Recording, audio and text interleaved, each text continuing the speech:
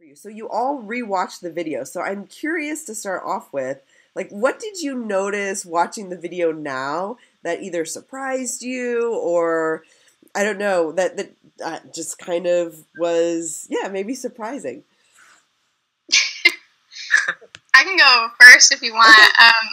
I watched this video again, and I remember being so absolutely terrified by the panel, and because they were judging essentially our nonprofit, and I was so scared of that. But I don't know why, because we knew all of them, and it's not like they could really do anything. Yeah. But I remember being really scared when they were like asking us questions, and like my heart was racing so fast. And I watched it again, and my heart was still racing fast. I definitely agree with that. I was going to mention the panel as well. But I think looking back on it now, after being in interviews for scholarships and jobs and other things, and having to sit across from a group of people and answer questions and kind of think on your feet, I think looking back on it, I have much better appreciation.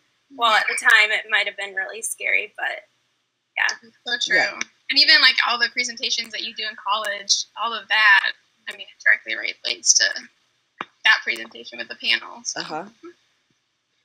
Yeah, I think for me, what kind of stuck out, what was surprising rewatching it was like this really obvious, at least for myself, this sense of like uncomfortability. And I think a lot of that probably comes from that you go through a lot of the Common Core, you go through a lot of basic classes where they tell you like what to think, but they don't necessarily tell you how to think. And I think that the grant project was a really good exercise in kind of like injecting a little bit of critical thought and maybe a little bit more humanity into a learning experience. And I think that carries through really well to, especially beyond high school, but beyond just college to life. I think it was an interesting kind of introduction to thinking in maybe a different way than what a lot of us were used to.